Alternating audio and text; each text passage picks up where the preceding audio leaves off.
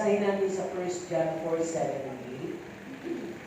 Sabi dyan, mga minamahal, mga kaibigan tayo sa isa't isa sapagkat ang pag-ibig ay sa Diyos at ang bawat umiibig ay pinanganak ng Diyos at nakakilala sa Diyos. Ang hindi umiibig ay hindi nakakakilala sa Diyos sapagkat ang Diyos ang pag-ibig. Tingnan natin ang Mateo 5:16. Lumiwanag na gayon ang iyong ilaw sa harap ng mga tao upang makita nila ang inyong mabubuting gawa at kanilang luwalhatiin ang inyong Ama na nasa langit. So, ang ating pamagat. Ayan. Jesus, my love, and my life. Kinakanta natin yan, di ba? Kantayin natin. So, sabi na dito, ang dali natin sabihin yung salita, mahal kita. I love you, Jesus. Diba? Subukan na natin sabihin ngayon, sabay-sabay, go! I love you, Jesus. Diba? Meron ba kayo naramdaman na sinabi niyo yun? O parang isa lang siyang praise? O isang nakasanayang bigkas salita? Diba? Pero pag yan ay sinasabi mo, doon sa pinagtutukunan mo ng tunay na pagmamahal mo bilang physical na tao, make-ibig yan. Kahit minsan bulong lang. O kahit malayo, sasabihin mo sa kanya. O, diba? At sasabihin mo pa. O, pero pa. Mas naman niya. Kahit mahina lang, may kilig. Pero yung sinasabi natin ngayon na I love you, Jesus, parang kinilig ba kayo? O may dating ba? Yung pagsabi nyo dahil naobliga lang kayo na pinasabi ko. O whatever. Diba? Sino dito ang malingit manalangin? Apat na lang. Diba? Huwag po natin katamaran. Ang sabi dito, ang tao manalangin daw ay ang tao naniniwala na ang Diyos ay makapangyarihan at tumutugon sa dasal. Kapag hindi ka na naniniwala sa kapangyarihan ng Diyos, iiwanan mo ang habit of praying. Sabi yan ni Stephen Prado, totoo naman yun eh. Sabi ang taong tatawag sa Diyos ay ang taong may kumpiyansa at paniniwala na ang Diyos ay buhay, kumikilos at tumutugon kahit ito ay oo, hindi, mag-antay ka at bahala ka. Tumutugon siya. Ay, ibig sabihin mananalangin lang ba tayo pag andito na mismo yung ating dapat na idalangin? Halimbawa, natapos mo may sakit ka na hindi maganda, na maaaring magpaili ng buhay mo. Di ba? Doon ka ngayon matatalas ang manalangin. Pero halimbawa naman ikaw ay hindi pa nagkakaroon maganong pagpapa-check up. Ngayon pa lang dinadalangin mo. Lord, huwag po kami magkakasakit sa lahat ng mga bahagi ng organ ng aming katawan, sa loob, sa panlabas, huwag po kami magkasakit ng mga malalala. Di ba? Sino na nanalangin na gano'n? Meron na rinig na ako eh. Sinaway ko din eh. Lord, huwag kami magkakasakit ng mga malalala na makakagastos kami ng mga mahal. Pero hindi naman po maiiwasan pa naman na magkasakit kami, kaya mga lagnat na lang, sipon, sakit ng ino. Hindi sa isa ko hiningi. Sabi ko, hindi yun. Bagay, bata pa lang naman din, di ba? Ibig sabihin, ay, hindi naman hiningi ng Diyos yun eh, kahit hiningi mo yun eh. Na yun na lang, baka nakakalinig sa ng kaaway. Tama? Kaya mag-ikat tayo doon. Kinakailangan lang maniwala tayo ng ganap at lubos na ang Diyos natin pinaglilingkuran ay mahal tayo. May kapangyarihan.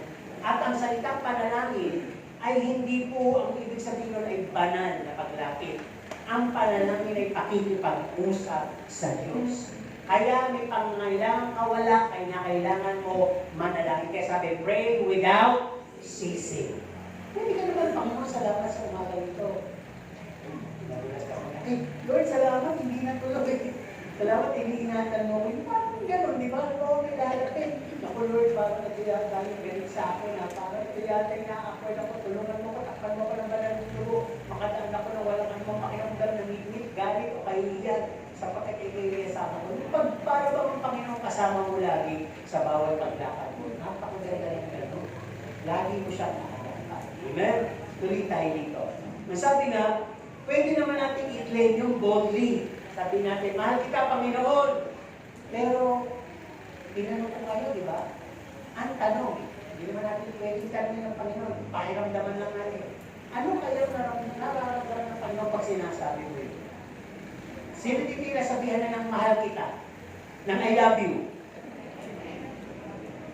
Ramdam ba nyo? Di ba?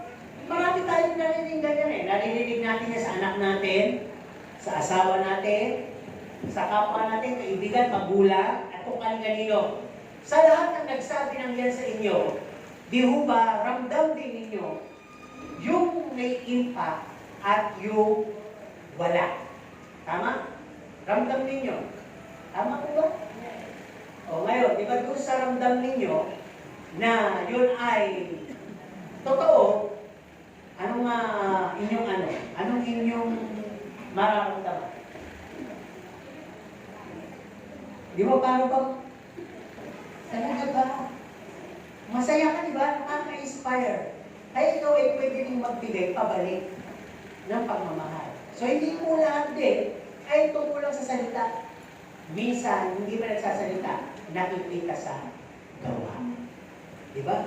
Kaya napakahalaga na yung pagsasalita natin ng mahal kita sa tauhan o sa Panginoon ay kinakailangan maging katotohanan.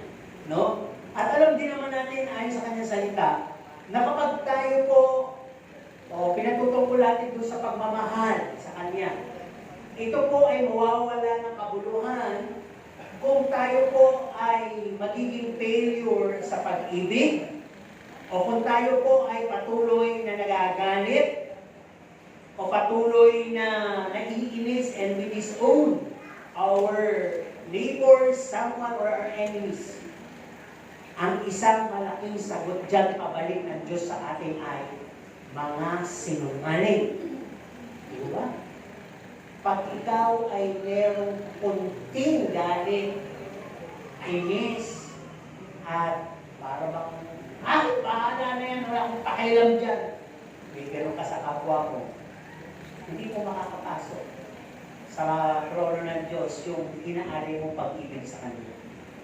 Kasi ang gusto sabihin ng Panginoon, yan nakikita mo. Hindi mo mapagsanayan. Samantalang ako, hindi mo nakikita. Pero, inaalala mo. Kaya nga sabi ng Panginoon, di ba, o ano ba ang gagawin ko sa pinakamababa mong kapatid, ganun mo ginawa sa akin. Kaya, kung gusto mo umahalin, gawin mo muna sa Kanya. Gawin mo sa kapwa mo. Tama? Kaya napakahalaga. Ang sabi nga dito, Jesus wants us to be pure and honest with our dealings toward others. Di ba? Kung kayo ba ay may anak, gusto niyo ba yung anak niyo ay mapagpaimbabaw, mayabang, mapagkunwari, puno ng pride, puno ng pagiging arrogante. Gusto niyo po gano'n? Di ba nakakainis yung gano'n? Yung pag may nakita kang tao, arrogante, makapobre, mapagkunwari, mapagpaimbabaw, mapagkumpira, mapanglait, puno ng pride, mayabang, nakakainis, di ba?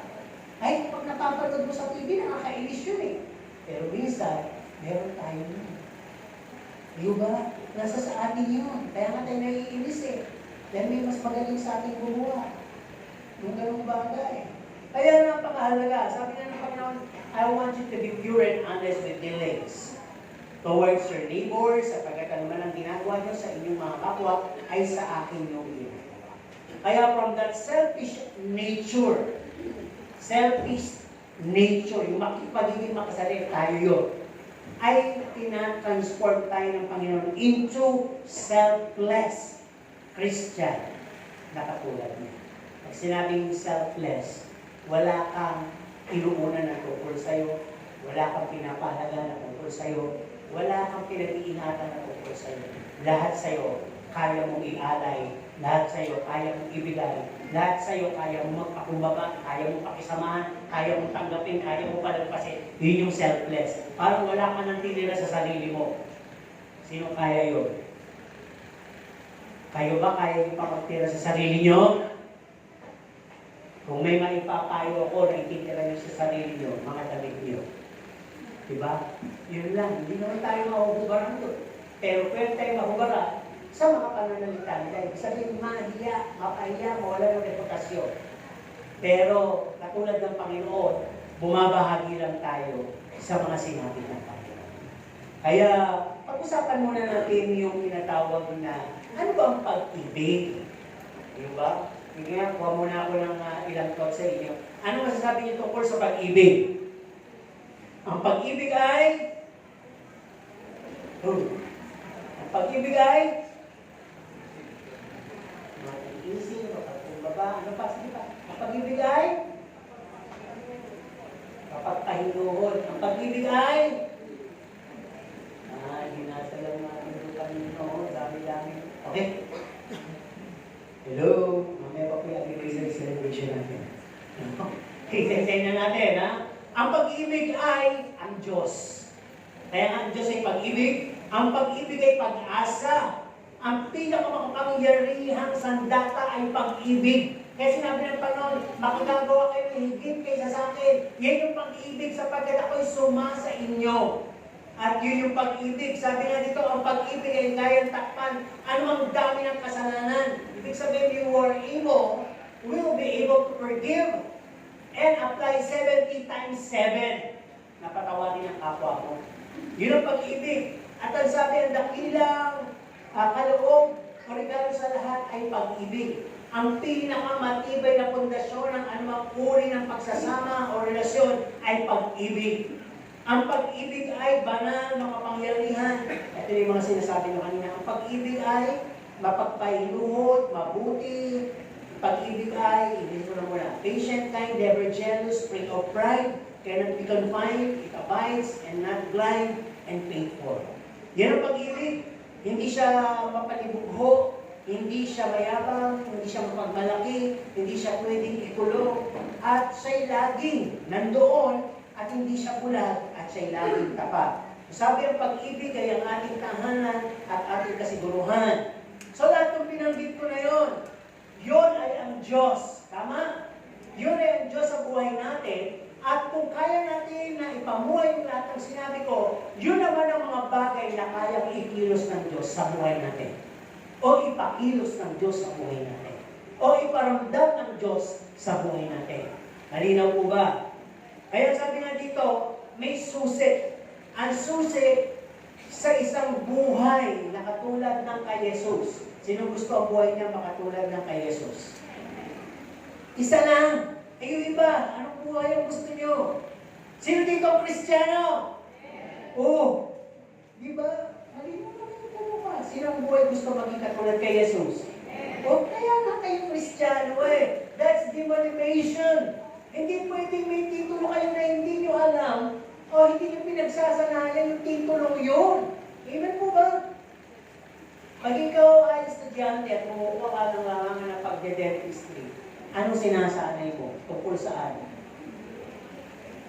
No? Sa ipin, sa laki, sa liit ng ipin, sa buo at bulok ng ipin, sa kulay at iba-ibang hugis ng ipin.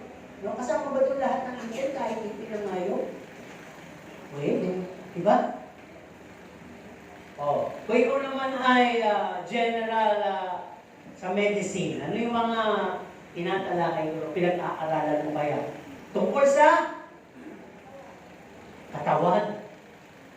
Tama naman. Diba? Sa loob at labas. General nga eh. Diba? Kaya sabi dito, kung tayo ay Kristiyano, meron tayong pinagsasanayan. Diba? Yung buhay Kristiyano, dapat makita. Ano ba dapat ang Kristiyano? Sino ba yung Kristiyano? Sino ba yung sinusunod nyo kaya kayo tinatawag na Kristiyano? Yun. Kaya kung alam nyo iba kung sino si Jesus o si Christ, at hindi naman nakikita kung saan mga pinupangalan yun, wala rin po kabuluhan. Kaya sabi ang susi dito, upang magkaroon ng buhay na katulad ng buhay ni Kristo, ay, sabi ko na yung salita, to learn how to live in humility. Yung matuto tayo mabuhay na may pagpapakumbaba. May relation po sa pag-usapan natin ng title natin. So sabi nga dito, ang Panginoon na, He left the glorious heaven, He wore out His godly image, and live like a servant. Binuhin mo sa pagiging Diyos na katawang tao. Hinubad yung pagiging Diyos at isinuot yung isang bihis ng alipin. At inilagay niya sa kanyang isip na siya'y alipin. He put into his mind the mind of a servant. Siguro dito, kung pipili kayo ng role, hindi alipin, senyora o senyorito. Di ba? Kahit na lang sa drama, pang piano alipin, kusang ka. Pero yung pinili ng Panginoong Jesus, no? To have a mind of a servant. Isip natin kahit ilan lang. Ano ba yung servant, yung alipin? He has no right to choose. Hindi siya pwedeng pumili. He has no right to defend oneself. Hindi niya pwedeng i-defend yung sarili niya kahit nagkabigat may nabasag. Hindi pwedeng sisihin yung nakabasag. Siya pa rin ang sisisihin at siya pa rin yung pwedeng pagalitan. He has no right to talk back. Hindi siya pwedeng makatuwiran. Kasi tinatig ako, hindi pwede. Lalo na mga sinamunang essence ng alipin. No? He has no right but to serve lowly and wholeheartedly. Parang nung unang panahon, pag alipin ka, wala kang reklamo sa sweldo mo. Wala kang karapatan sa sarili mo. At nasa kanila yung ilang taon ay pwede ka nang lumaya. At pag ayaw mo pa rin lumaya, pag aari ka lang nila, wala ka ng sweldo. Pero ikaw ay love slave na, dulos na. Diba? Kaya kung titingnan po natin ang pakahalaga, hindi katulad ng mga alipin ngayon, ang tawag na nila ngayon ay kasambahan. At minsan yung mga kasambahan na nakukuha lang natin kung saan-saan, na hindi natin kinikilala, ay nagiging pangsanhin ng tayo ay pwedeng manakawan. Mga 1, 2, 3 po. Kaya minsan nga, ang nagpapahanap sa akin, sabi ko, mahirap na maghanap. Anong kala sa probinsya ng Gapan? Naku, maraming social doon. Naku, kayo nangahanapin eh. May TV ba? Diba? May internet ba? May wifi pa yung bahay na yun. Meron na akong rest. Meron pa ganito. May pamilyenda ba? May pa-day off ba? Diba? Ang daming nahanap. Kaya kung tignan natin, para bang at hindi mo basta pwedeng i-apply yung ginagawa dati. Dati yung alipin pwede utong mo sa pader. Diba? Eh ngayon hindi na lagot ka dahil sa human rights. Kaya kung titignan po natin, balik tayo sa mind of a servant. If we could train ourselves to live like that, then it isn't difficult to love others. Kung matitrailan natin yung ating sarili na hindi naman ganun ka-maximize na talagang magmumukha tayo kaya. Hindi. Yung mapagpalagpas lang tayo, mapagpakumbaba lang tayo.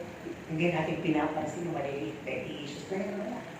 At lahat sa atin para pang welcome. Sige po, away ka, so okay lang yun. Basta hanggang petition sa'yo, kapagsamahan kita. Kung ayaw mo, sige, standby na ako. Pag ganun po tayo, nasabi dito, no, ay madali lang po tayo magkakaroon ng buhay na may pag-ibig. Kaya nasabi dito, pag-ibig, not just ability to serve, not just capacity to love, hindi lang meron kang abilidad na maglingkod o may kapasidad kang umibig, it should be to the fullest and genuineness of our obedience to God. Ang magiging puhunan mo doon ay hindi dahil iniuulo sa iyo, dahil may Diyos na nakatira sa iyo. Na si Jesus mismo ang unang pumanap nito. Di ba?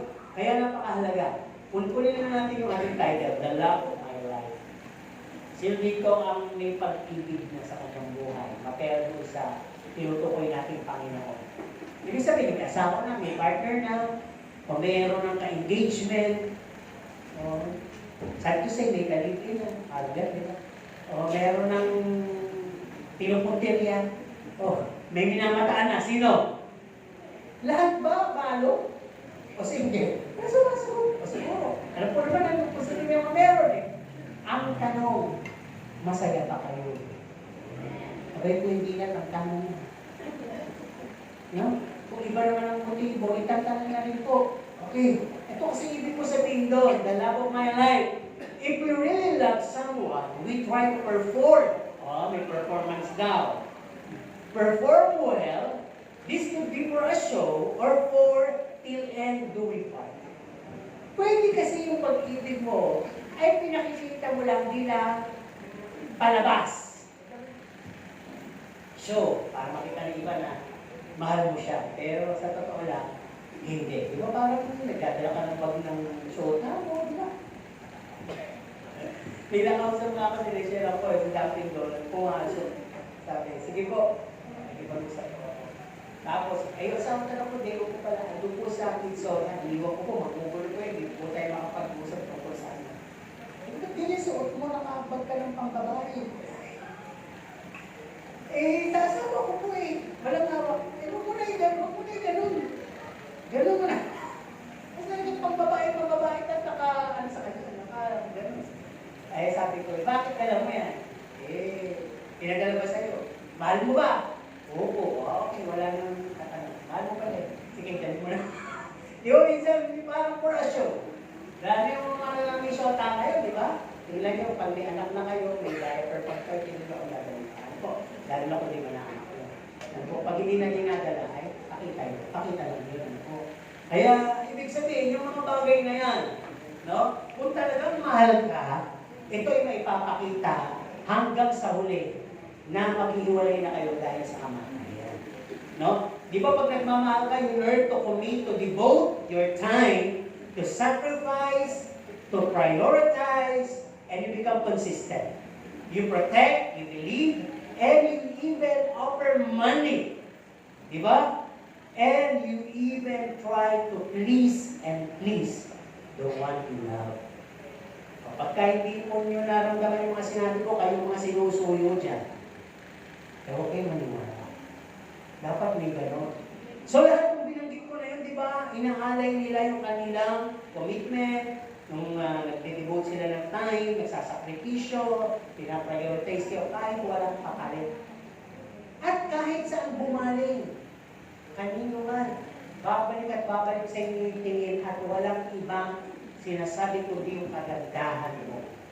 Walang ibang ginagawa at hindi purihin ka. Di ba? Lahat na ng mabaho sa'yo ay kaya niyang tagalan. Di ba? Lahat ng maganda at di maganda sa'yo ay kaya niyang tanggapin dahil mahal ka niya. Tama po ba? Uy, di ba? Wala po kung mga nangyari gano'n sa mga nagmahalan dito. Sino dito natutuwa at ang kanilang asawa ay iwan na ng Lord?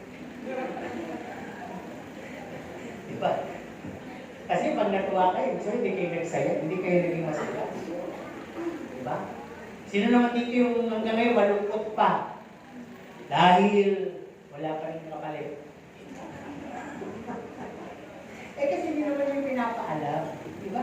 Pero kung kayo mag-visual shirt, lagyan niyo sa likod, I'm single. Ready to mingle. Tapos may qualification. Basta Christian, ganyan-ganyan. May takot sa Diyos. Pag nabasa yun ng mga, mali yung Christian din makabasa, di ba? Oo, di ba? Yun ang ibig sabihin ko. Joke, pero totoo yun. Ano po? Kaya nga, di ba, sinasabi lang natin sa mga mahal natin, o yung nagpambasa yung kung naririnig ito, ikaw lang, wala nang iba. Diba?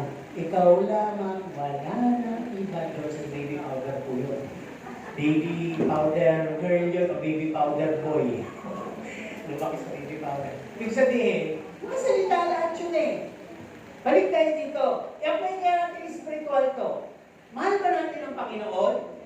Yung mga sinabi ko kanina, dapat makita din natin yun. Kung mahal mo Panginoon, dapat may commitment ka. Kanino ka may commitment? Ako na lang. May commitment ka, huwag niyo ako didiretsuhin ng kay Lord. May commitment ka kay pastor at sa mga kapatiran mo dito. Una kay pastor, ikaw ay magpakita kay pastor, manalangin mo si pastor, mahalin mo si pastor, pamilya ni pastor. Hindi ko naman sinasabing paglingkuran niyo lagi si pastor. Ibig sabihin yung lahat ng sinasabi ng mga pastor sa ikabubuti natin, mga pagtuturo, mga pag-preach, i-absorb natin yun. Commitment yun. Amen? Mag-concentrate tayo kapag tayo ko'y tinuturuan. At sa fellow Christian natin, mag-commit naman tayo ng oras. Baka meron dyan nalulungkot, walang kausap. Baka meron dyan walang pera na kailangan, ngayong linggo lang naman. Ipaparamdam sa inyo ng Diyos yan. Baka meron dyan kailangan ng yakap. Baka meron dyan kailangan ng tapik o balda kasi tulog na. Commitment po yun. Ha? Baka meron dyan wala pang susot na t-shirt mamaya dahil walang pagbili. Pwede nyo pautawin kung ano na lang. Diba? Commitment. Pinag-usapan natin. Kaya sabi dito, you serve them and you pray for them. Commitment yun eh. Diba? At kung sila'y magtatawag ng oras, hindi naman siguro palagi, matuto kayong magbigay. Then follows devotion. Diba? May kanta tayo, pagtungkol sa Diyos, with whole heart and devotion as we serve Jesus. Ang ibig sabihin ng devotion, we are reading God's Word, we are studying, meditating God's Word. Sino dito yung nagbabasa ng Bible? Diba? Ilan na lang, di ba? Totoo naman eh. Bakit? Kasi ang katinilan natin, meron ako sa cellphone, pero alam ko naman na hindi din nababasa. Kaya yung cellphone yun, naglilitaw yan ng i-ano nyo na, ang tawag ito. Nag-on store na pinapa-upgrade pa rin. Yung may mga gano'n, yung parang, i-ano nyo na, update nyo na kasi lumang verso na yan. Aba nakalimang update ka lang, hindi mo parang bubuksan. Diba? Parang gano'n eh. Tapos, kapag kayo naglilinis, at tinitingnan mo yung background, yung nakakapagpabagal sa cellphone mo, lumilitaw yun. Ito yung mga application na hindi mo na ginagamit. Number 1, ang dami yung mga klaseng Bible. Nakataas doon ng yung cellphone dahil hindi mo naman pala binubuksan. Ito meron ka nun. Sabi mo, tanongin ako yung pastor, hindi at least, harap ko sa kanya, hindi mo pa. O, diba? Tapos, nainis ka na dahil yung isang application ng Bible, ay walang ginawa na pag-isip mo na mga may Bible verse ka agad. Tapos may kausap ka, meron na lang notification. Dahil gusto naman yung Bible verse. At ang hindi mo alam, kinakausap ka naman lang ni Lord, naiinis ka. Sabi nga niya, in-install na. Diba? Tanggalin na! Pero pa naman ako mga Biblia dito eh. Meron naman ako NIV. Ito isang tumakulitong King James ito, tanggalin na nga ito. Diba? Parang gano'n. Pero sabi dito, devotion is also praying selflessly. No? Hindi siya selfish prayer. Hindi puro ako. Puro pamilya ko. Puro mahal ko. Hindi.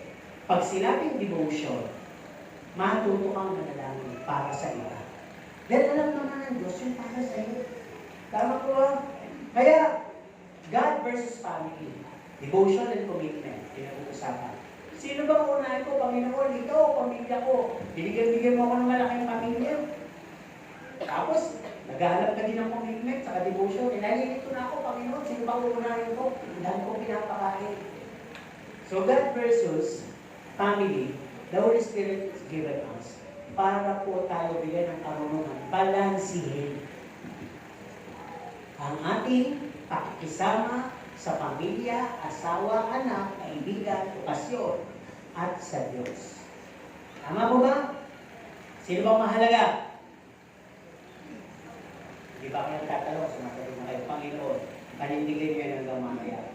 Then comes sacrifice. Sino din yung nagsasacrifice? Part of worship yun. Pag nagsasacrifice, ibig sabihin, we're going out of our comfort zone. Di ba? Ano ba? Yung parang isa dyan yung paglinggo, dapat talagang alasin ko, mandaling araw, kasi ka na. Para ikaw ay makapaghanda. At kasama dyan yung giving portion of your money, the 10% or the wealth. Iba, nagbebenta ka nga. Nagbibigay talaga. So sacrifice po lahat yun. Ano ba? We stay. Pag may panawagan, meron tayong gawain mamaya, meron tayong mga aambagan, tulad niya.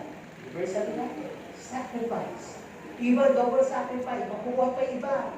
Iba, makikiselebrate na. Tapos na yung iba, nananatili pa dahil makuwi pa ng gamit. Sacrifice po lahat yun. Ano ba?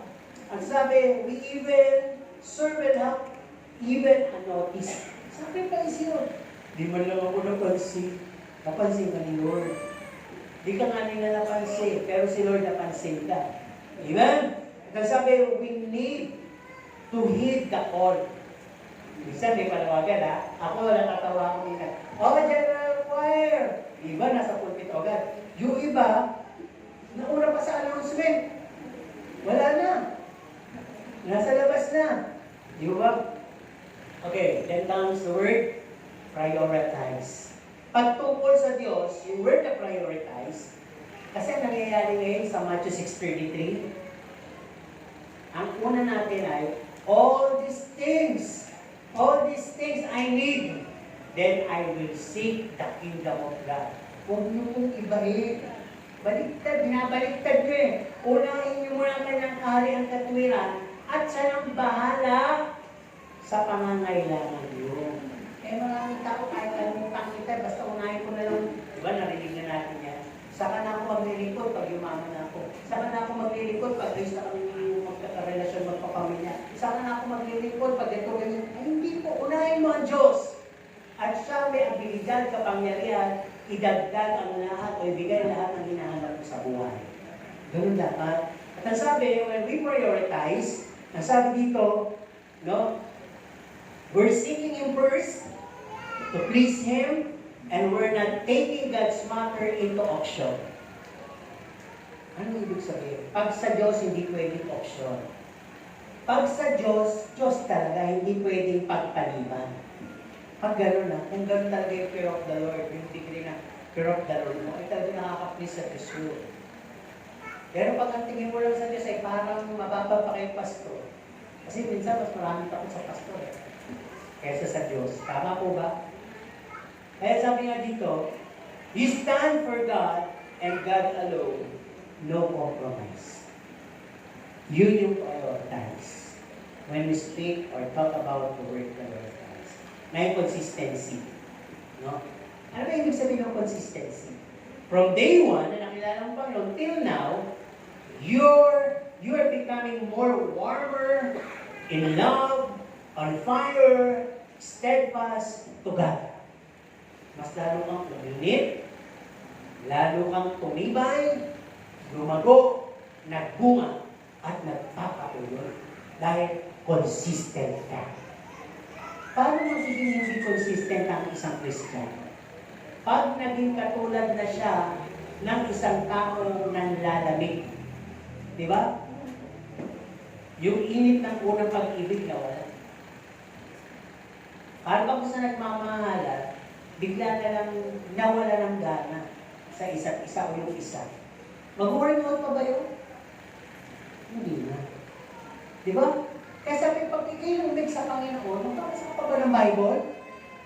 Sabi naman kayo, are you robot? Pag lumamig ka sa Panginoon, magbabasa ka pa ba ng Bible? Mananalangin ka pa ba? Pupunta ka pa ba sa gawain? Iibigin mo ba kapwa mo? Magbibigay ka pa ba? Pupunta ka pa ba sa anibersaryo mamaya? Yan, yan ang mga gusto niyong gawin eh. Kaya pagsisihan niya, ang Diyos handang magpatawad. Amen po ba? Handang magpatawad na. Kaya tuloy tayo. Ang sabi nga dito, no? Alam po ba ninyo yung salitang pride? Ano yung pride? Sino ang minsan nagkaroon siya ng pride? Siyempre. At lahat naman tayo may pride. Hanggang ngayon, hindi na lang natin pinapagana dahil ang Diyos na ang kumuha sa atin at ginawa siyang tatak ng sabon. Lagi na lang siyang panglarap. Pero yung iba sa atin dito ay may tide naman. Alam niyo yung tide? Ano ba yung tide? Sinusukat natin yung taas ng tubig kung mataas o ganun pala yung iba sa atin. Minsan malalim sa Diyos, sa pangunawa, minsan mababaw at nag-trip out, nawawala na sa Diyos. Abing kinuha na rin ng Diyos sa atin yung ginawa na rin pangalan ng sabon. No? Malinaw ha? Kaya hindi kinakailangan tayo na minsan mainit, minsan malamig. Sabi ng Diyos, isusuka kita, ayoko ng ganyan. Sino dito ang gusto lang humigop ng mainit na kape? Ay, mali ang tanong. Sino nagkakape? Apat lang. Talaga mga gatas kayo. Sino dito eh? Sino dito yung mahilig sa gatas? Survey ako. Wala. Sayang. Pamimigay na lang natin sa iba yung mga gatas na yun. Sino yung mahilig sa kape? Hindi ko kayo bibigyan. Bibigyan ako sa kape. Okay. Sino yung mahilig sa mainit na kape?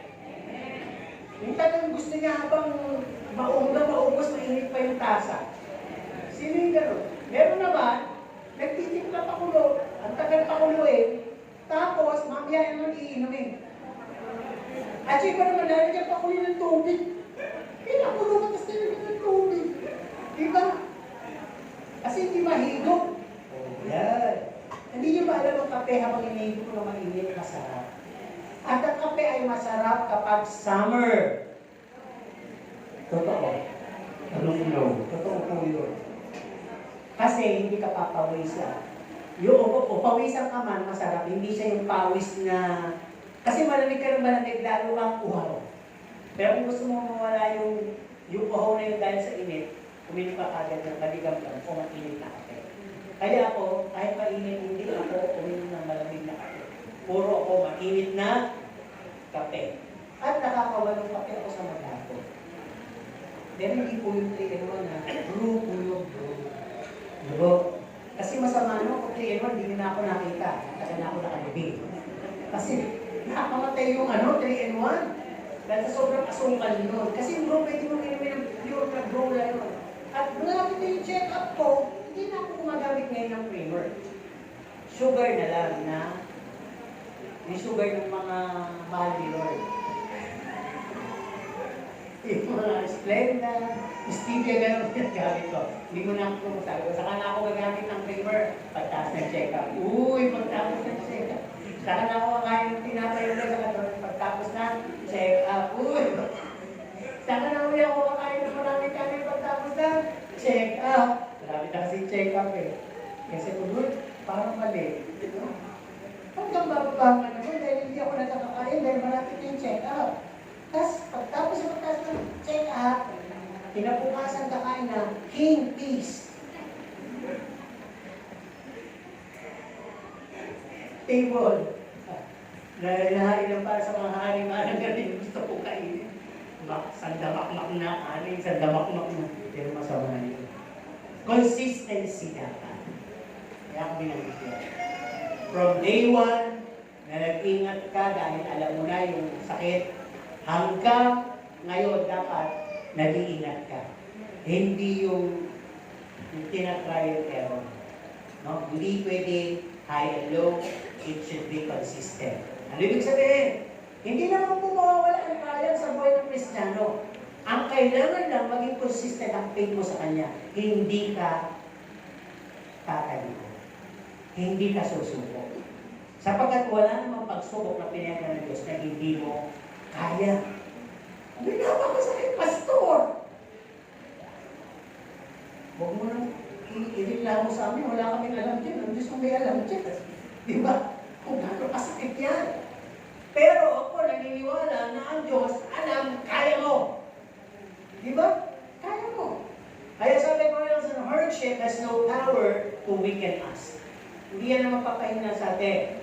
Kaya sabi dito, from what you started it must increase, not decrease, and must not be holding back through boldness.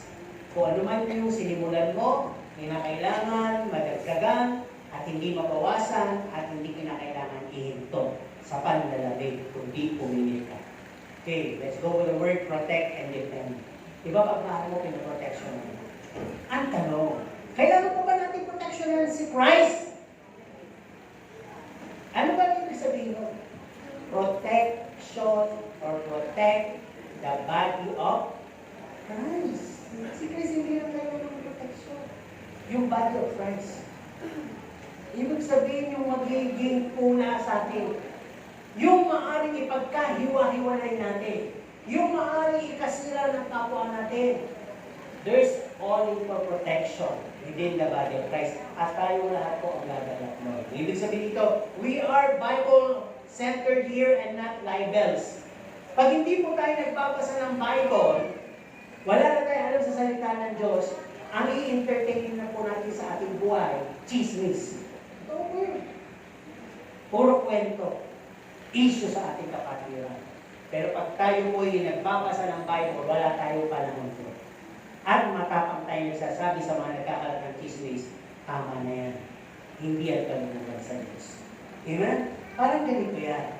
No? We trample on spark or issues that could set a whole forest into fire.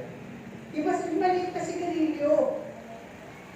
Alipato, dumako sa damo, kayang sunugin yung buong kagubatan. Parang sa loob ng iglesia, meron ka palang nauuninigan na kasiraan ng kapwa mo. Dapat manguna ka na sa pagpigil, pagpatay ng issue. Huwag natin pag-usapan, problema na yun. Panalangin na lang natin siya. Hindi na ba tayo naawa? May problema na pag-usapan pa ba natin? Panalangin natin siya. Parang gano'n. So we preserve godly reputation. Bilang mga Diyos, hindi ka chismoso. No? Kundi ikaw ay bahagi para maparatili mo ang iglesia na matibay, malakas, hindi nababawasan, bagkos na dadagdagan. Amen po ba? O basta dadagdagan naman kayo. Nang ano? Dati isa lang ako chismosa, hindi mo na kami. Hindi ko sabihin na dadagdagan tayo sa bilang dahil marami ang ililigtas ng Panginoon. Okay, ano ba? We love God, we believe. No? Pag mahal mo ang Diyos, walang trace ng hesitation or doubt. Kaya ka nga pumunta rito. Kaya ka nga naging kabilang ng iglesia na iwala ka ng todo sa Diyos. Kung naniwala ka na rin lang, hindi pag-ibig ka natin ito. Ituloy mo na yan. No? This will lead us to follow, then be more amazed of who God is in our lives. Lalo ba tayo mahanap? Sino ba talaga ang Diyos sa buhay natin? No? Kaya sabi, our relationship becomes more stronger than ever. Kung dati ay parang nag-uusap lang kayo hanggang sa naghahawakan kayo ng kamay, hanggang yayakap ka, hanggang yakap ka ng todo at ayaw ka bitiwan. Dapat gano'n ang mangyari sa atin sa relasyon natin sa Diyos. Kaya lang, ang Panginoon, yakap tayo na yung bitaw. Di ba? Halimbawa na to, hindi naman to ano. Di ba, minsan pag ang anak natin ay maliit pa, kaya natin i-secure, ay iniisip natin, kaya natin siyang proteksyonan sa puni, sa mga makakaspil sa paligid niya. Panayang yakap natin, di ba? Pumulong, kumiglat, niyayakap natin. Si Boyoy talagang pag umukul dyan, kumikiglat, tinitiis lang niya, pero alam ko, natatakot siya. Sabi ko, tatabihan ko na yan, yayakapin ko, kakansahan ko. Maliit na talanta. Huwag niyo magtawanan, talagang kinakantahan ko yan. Oo nga, maliit yan, gari nung kasi nararamdaman ko siya eh. Diba? Pusa ko, may naulit na. Siguro, paano ba yung pastor? Kaya mga kiddie rhyme, no? Isang gabi, maliwanag may sumigaw ng aray. Yun pala, isang babae lamang naglilinis ng nilalangas ng kanyang bakotan. Hindi ko tulog na siya. Naaliw siya kasi yung kanta ko, may kwento. Di ba ganun tayo? Pero pag habang lumalaki, kaya mo mapapayakap pa ba yan? Kasi pag-isweet naman yung pagkasabog na niyayakap ko yan. Ginagano ko yung buhok. Kaya ginagano, siyempre ang hirap na ayusin yung buhok yan. Yung buhok kasi hindi pwedeng suklayin eh. Ang kanyang buhok, ganyan kasi ako ng high school. Pero sabi ko sa kanya, ang buhok ko, finger ko. At crown ko yun. Ito na ako na pagkamala at isa sa buhok eh. Kaya lang mamipis na. Diba? Buti na lang yun, hindi na po na-ubus. Tama na. Diba sabi nga 100 hairs na daw pwede mawala araw-araw.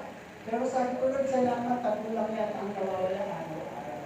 At mas marami ang tumutubo. Amen mo ba? Sino gusto makalbo? Kaya ako magagawa kung pangarap niyan. Pero pag yan ang tadhana, ibig sabihin yan ang lahi, wala tayong magagawa. Kundi, tanggapin ang may bago. Amen. Balik tayo sa pinag-uusapan natin. Ang sabi, protection, believe. Diba? Dito, it will lead us to our relationship na maging matibay.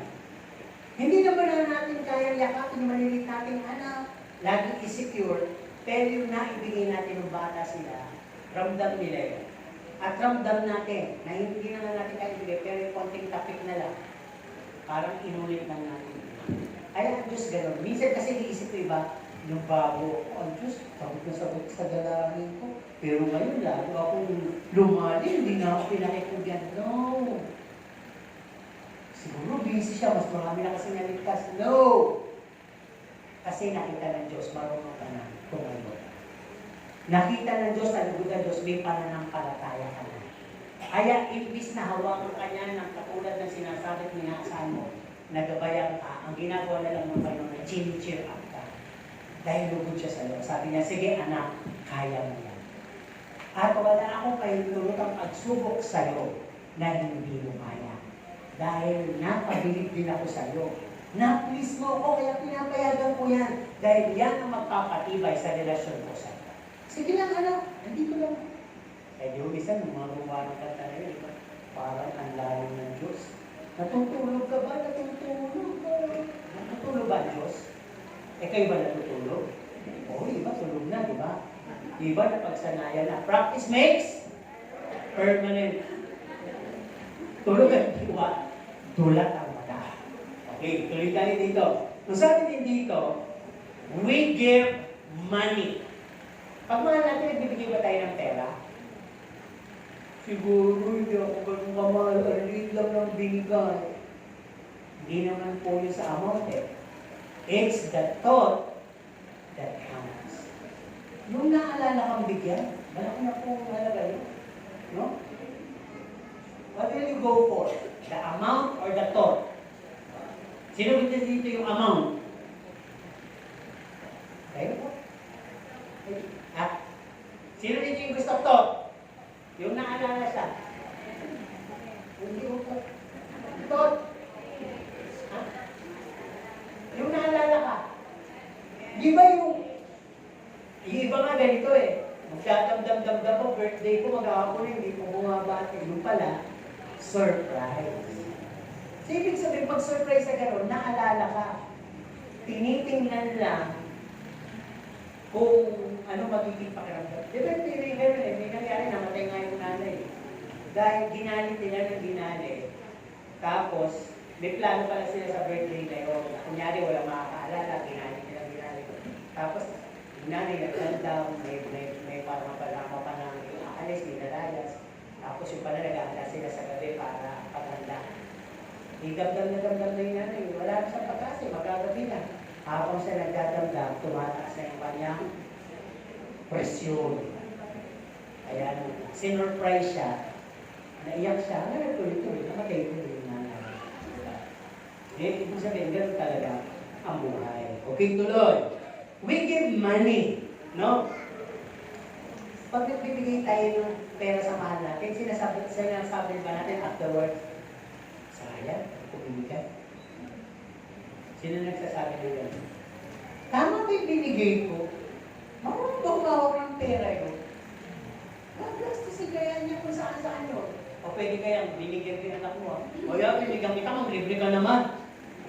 Ikaw kaya mamayang gabi sa pagkain ha, ang pamilya. Ba't binigyan mo ka? Pinagdaan mo lang.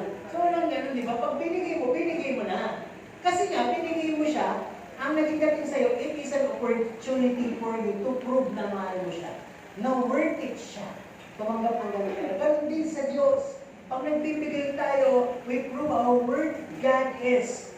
Giving us the blessings, no? Giving us all the opportunities, what we have in our lives. Talagang ina-acknowledge mo sa iyo to, Panginoon. Sa iyo lang naman ang galing. Kaya wala akong panginaya. Opportunity pa nga talaga to at privilege. Kaya ginagawa ko. Hindi ako napipilihan. Okay. So pala dito sa love of my life. The last one thing. To seal this genuine love that we offer God. Diba? You are the love of my life. Para masigyan. Sabi dito, we should learn to love our enemies and our neighbor. Dahil pag hindi, let us see 1 John 1:20. If we don't love them, thus we become the great liar on the spot. Pag sinabing on the spot, alam niyo naman yung spotlight, di ba? Kung sino yung star, siya yung ini-spotan. Kaya spotted ka naman ka ng Diyos pag hindi ka marunong umindi. Di ba yung kwento ng parabol, yung pinatawad, yung utang? Na-ispatan agad ng Panginoon yung pinatawad na hindi makabayad ng utang. Eh may ganun din kaso siya. May pinakulong pa. Siya nga pinatawad, ito pinakulong pa. Nabalitaan ng Panginoon. Yung gano'n. Pinatawad siya. Di ba? Kaya, napakahalaga po. Now, let's go to the second part, the light of my life. Bakit ba sinabing ang Diyos ang ilaw ng aking buhay? Una, we've been rescued from darkness to light. We've been enlightened by His Word, illuminated by the Holy Spirit. Niligtas tayo sa kadiliman. Tayo po'y binigyan ng kaliwanagan sa Kanyang salita. At binigyan pa tayo patuloy na kaliwanagan ng banal na Espiritu. No? Kaya hindi na po tayo, we don't have the tendency to be heading destruction, to be doomed, or be astray. Hindi na tayo papunta sa impyerno, hindi na tayo makaparusahan, hindi na tayo maliligaw. Claim to me Jesus Christ sa John 8:12. Ang sabi niya, I am the light of the world. Ngayon, itong light ng world na ito na si Jesus Christ has gotten into us. Pumasok siya sa atin. Di ba minsan may palabas na kunyari may ilaw, kinain, di ba parang doon sa pag-represent na ilaw-ilaw pa ang gano'n. Nakita kayo ng gano'n sa palabas. Di ba parang gano'n. Si Jesus na pumasok sa atin, yung ilaw ng sanlibutan, ay binigyan tayo ng kaliwanagan sa isip, sa puso, from the inside out, tumalabas ngayon sa salita, sa gawa natin, lahat ng bagay na maliliwanag. Lahat ng bagay na klaro, lahat ng bagay na makapagpapaliwanag, makapagtutuwid, lahat ng bagay na ayos, lahat ng katotohanan na magpapalaya, lumalabas sa atin sapagkat ang dakilang ilaw na sanlibutan, pumasok sa atin. Ngayon, sabi dito, no? Now we will never be walking in darkness, nor in fear. Dahil yung ilaw nandun na, di ba pagka sabihin may ilaw, nakakatakot ka ba? Hindi na. Kaya sabi, even our action, words, life, would be brought to show others that we find the light, na nagtagpuan natin yung ilaw, at tangan-tangan natin yung ilaw. Subukan nyo sa maraming tao na biglang nag-drown out, at nagkakaroon ng tinatawag na usyon, takotang, magsindi ka ng ilaw at tumakbo ka. Yung mga natatakot na yun, wala gagawin kundi sumunod sa iyo na may dala ng ilaw. Sa panahon ngayon, nakakatakot na po ang mabuhay sa sanlibutan. Hindi natin alam. Ganun lang kabilis ang patayan. Ganun lang kabilis ang bintangan. Ganun lang kabilis ang paghirap. Ganun lang kabilis ang kawalan ng pag-asa. Pero may isang nananatili at bibigay ng pag-asa, walang iba kundi ang ilaw ng sanlibutan. Ngayon, tayong nakakuha ng ilaw, tayo ngayon lumigala nun, na ikinakalat natin yung pag-asa sa madilim na sanlibutan. No, kaya sabi nga, we're setting a very good example toward unbelievers and believers as well. No? So, dito sabi nga, this would cause them to wonder first. Ano kaya nakakain ng tao eh? Dati, ang yabang. Dati, ang sugit. Dati, ang haba ng buhok, ang tumitinglan. Dati, parang tambay na. Aba, ano? Ayos na. Mahinhin, gwapo, mahusay magsalita, maginoo, na medyo maganda. Diba? Maginoo na, medyo maganda pa, diba? Kasi talagang nagkaroon ng full transformation at nakumbin sila. Ano ba meron niya? Sino ba yung sinunod niya? Nung nalaman si Jesus Christ, gusto din namin ng ganyan. Sabi ng mga walang pag-asa. Eh sabi dito, because finding the eternal light, you are illuminated, and you would not want to run out of radiance. Di ba pag may flashlight ka, at nasa dilim ka, ano yung worry mo? Pag brown out. Yung mga ni-recharge mo na mga lights, rechargeable lights. Gano'n kaya kahaba ang brown out? Tama? Aabot kaya hanggang umaga tong ilaw ko?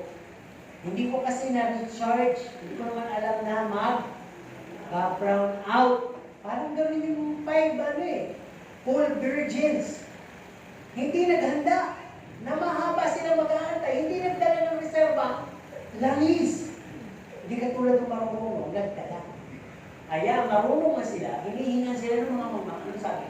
Hindi namin pwedeng ibigay. Dahil kailangan namin to, mahaba ang paghihintay, baka naman kami ang maubusan. Diba? Parang gano'n. Doon sa game show o sa showtime, may laro doon. Illuminate or eliminate. Sabi, tungtong kayo sa mga ilaw dyan. Sa pag-ilaw mamaya, kung sino yung may ilaw ang tinungtungan, ibig sabihin, illuminate.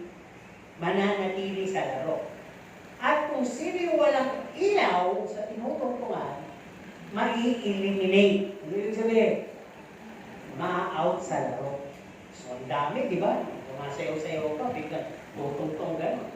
Biglang, okay, sabi ka naman, illuminate! Hindi po, iba-iba yung lugar na ilaw. Kaya sabi nga ng laro, swerte ka pag yung tinungtungan mo ay umilaw. Kasi you are illuminate, kasi kasali ka pa rin sa laro. Pero pag wala ng ilaw, eliminate, out ka. Parang ganun po. Laro yun. Pero tayo, pag wala tayo ng ilaw, automatically, eliminate tayo. Mabubuhay tayo sa dilim. At isang araw, ikakapahamak po natin. Tandaan po natin to sa huling bahagi natin pag-uusapan.